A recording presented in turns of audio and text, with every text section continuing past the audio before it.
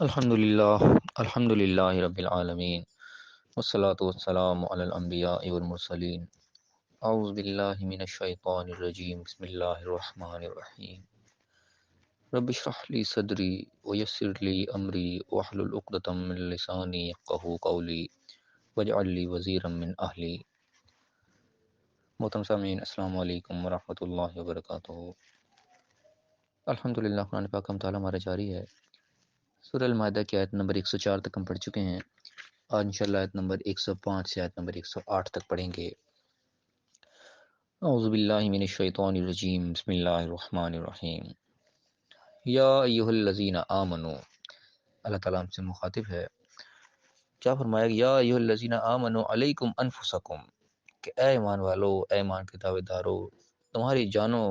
کا معاملہ تمہارے اوپر ہی ہے، یعنی کہ تم اپنی جان کے خود ذمہ دار ہو۔ کیا مطلب ہے اس چیز کا؟ اللہ تعالیٰ میں احساس دلا رہا ہے کہ ہم نے اپنے آپ کو خود سیدھے راستے پر رکھنا ہے، کوئی ہمیں بچانے والا نہیں ہوگا۔ ہم کسی کو بھروسہ نہ کریں کہ فلاں ہمیں بچا لے گا، فلاں ہمیں پار کرا دے گا، فلاں یہ کر دے گا، فلاں وہ کر دے گا۔ ہم نے خود اپنی فکر کرنی ہے کہ ہم نے خود جانا ہے صحیح راستے کی طرف، ہم نے خود اپنے آپ کو بچانا ہے، ہم نے دنیا میں بھی خود ہی اپنے آپ کو کامیاب کرنا ہے اور آخرت میں بھی ہم نے خود ہی اپنے آپ کو کامیاب کرنا ہے۔ اس کی فکر ہم نے خود کرنی ہے، کسی اور کو ہماری فکر نہیں ہوگی۔ اس چیز کو اللہ تعالیٰ ایک اور انداز سے بیان کرتے ہوئے قرآن پاک کے اندر کہ قیامت کا منظر ہوگا، اس وقت ہر شخص کو اپنی اپنی پڑی ہوگی۔ انسان اس وقت کہہ رہا ہوگا کہ میں کسی طریقے سے یہ بچ جاؤں، میرے بدلے میں میرے ماں باپ پکڑ جائیں، میری اولاد پکڑ جائے، میرے بھائی، میرے رشتہ دار، ساری دنیا پکڑی جائے، میں بچ جاؤں۔ اس وقت ہر شخص یعنی کہ اپنی جان کی فکر میں ہوگا۔ تو اللہ تعالیٰ نے اس چیز کو پہلے الرٹ کر کے یہاں بتا دیا کہ تم اپنی جان کی فکر کرو۔ کل قیامت کے دن بھی یہی وقت ہی ہوگا کہ ہر شخص کو اپنی پڑی ہوئی ہوگی۔ تو اس وقت ظاہر ہے پانی سر سے گزر چکا ہوگا، اس وقت ہم کر کچھ نہیں سکتے۔ اب ہمارے پاس موقع ہے، اب ہم نے اپنی تیاری کرنی ہے اور خود ہی کرنی ہے۔ اور فرمایا کہ لا یضرکم من ضل اذا اهتدیتم، کہ جب تم خود ہدایت پر ہوگے، خود سیدھے راستے پر ہوگے، کوئی گمراہ شخص تمہارا کچھ نہیں بگاڑ سکے گا۔ یعنی کہ کوئی تمہارا دشمن ہوگا، کوئی الٹے راستے پہ جانے والا ہوگا، تمہارا کچھ نہیں بگاڑ سکے گا، تمہارا کوئی نقصان نہیں کرے گا، جب کہ تم خود ہدایت کے اوپر ہو۔ خود اپنے آپ کو خود اپنے ہدایت پر رکھو، خود واضح ایک راستے کے اوپر چلو، تمہیں پتہ ہو میں کس ٹریک پر جا رہا ہوں، پھر کوئی تمہارا کچھ نہیں بگاڑ سکے گا۔ اللہ مرجعکم جمیعا، تم سب نے لوٹ کر اللہ کی طرف جانا ہے، سب کا رجوع اللہ کی طرف ہونا ہے۔ فینبئکم بما کنتم تعملون، پھر وہ تمہیں خبر دے دے گا جو بھی کچھ تم عمل کرتے تھے۔ یعنی کہ اصل فیصلہ جو ہے وہ پھر قیامت کے دن اللہ کے دربار میں ہوگا،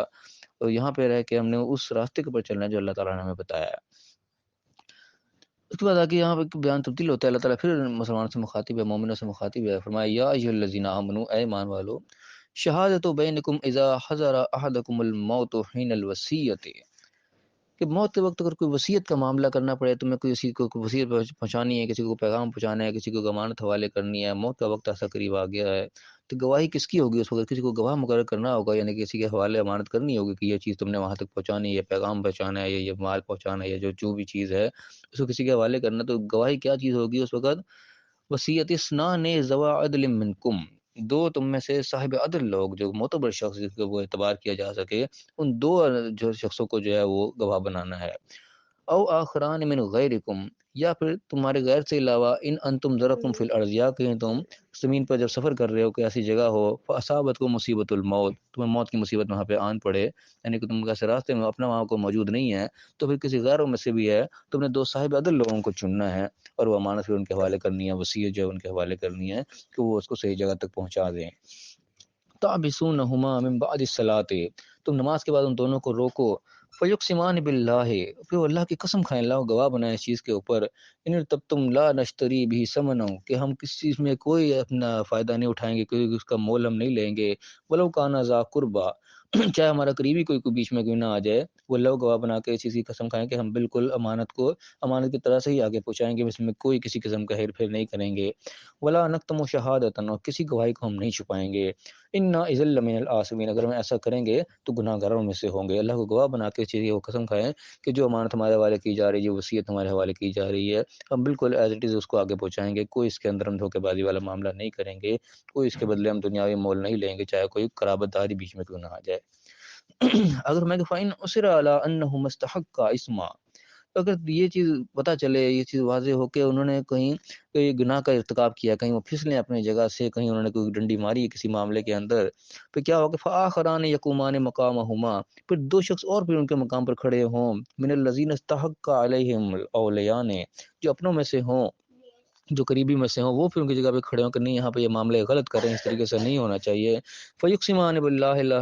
شہادتنا حق من شہادتہما، پہ وہ اللہ کی قسم کھائیں کہ ہماری گواہی ان کی گواہی سے زیادہ سچی ہے، یعنی کہ وہ غیر تھے، اب ان کی طرف سے پتہ چل رہا ہے کہ یہاں کہیں گڑبڑ کر رہے ہیں یہ، انہوں نے جو قسم کھائی ہوئی اس کے خلاف یہ جا رہے ہیں، پھر جو اپنوں میں سے جو ہیں پھر وہ اس کی جگہ پہ کھڑے ہوں، دو شخص جو معتبر ہوں، پھر وہ ان کی جگہ پہ اللہ کو گواہ بنا کے قسم کھائیں کہ ہم جو بات کر رہے ہیں وہ اس سے زیادہ سچی ہے جو یہ بات یہ کر رہے ہیں۔ وما اعتدینا، اور ہم حد سے آگے نہیں بڑھ رہے،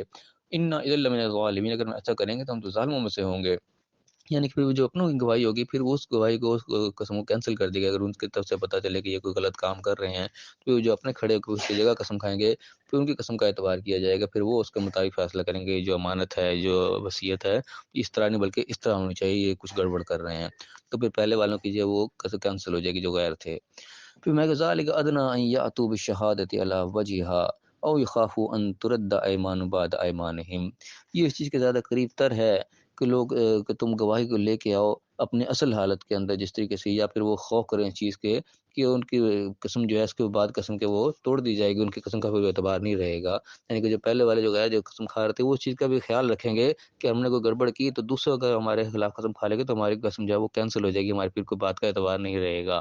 تو اللہ تعالیٰ نے ایسا وہ معاملہ انتظام کیا کہ پہلے والے جو ہیں وہ اس خوف کے ساتھ کہیں کہ ہم کوئی گڑبڑ اس میں نہ کریں، ورنہ اگر دوسروں نے آگے کہا گے تو ہم یعنی کہ بے اعتبار ہو جائیں گے، لوگوں کے سامنے ہم ذلیل و رسوا ہو جائیں گے کہ ہم ایک بےایمان تصور کیے جائیں گے کہ ہمارے جو ہے ہم نے ایک بےایمانی کی تو ہم پکڑے گئے۔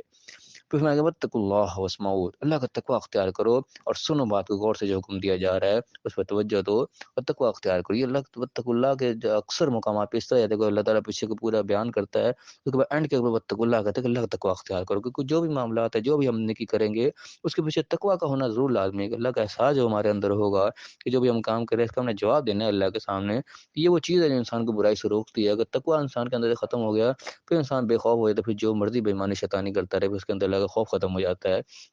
تو ہر حکم کے اکثر یہ دیکھنے میں آتی ہے جہاں بھی اللہ تعالیٰ کو حکم دیتا ہے اس حکم کے اینڈ پہ اللہ تعالیٰ واتقوا اللہ کے پاس ضرور کرتا ہے کہ اللہ کا تقوی تم اختیار کیے رکھو، اللہ کا احساس اپنے دل میں رکھو، اللہ کے جو ہے پکڑ اس سے بچ کے رہو، بس میں غور سے سنو بات کو، واللہ لا یہدی القوم الفاسقین، اللہ تعالیٰ فاسقوں کو ہدایت ہی دیتا، پھر اللہ تعالیٰ ہدایت دے رہا ہے، اپنی گائیڈ لائن دے رہا ہے، لیکن اگر تم آگے سے فسق کرو گے، حکم کی نافرمانی کرو گے پھر تمہیں ہدایت نہیں پھر ملے گی، ہدایت کا دروازہ پھر بند ہو جاتا ہے۔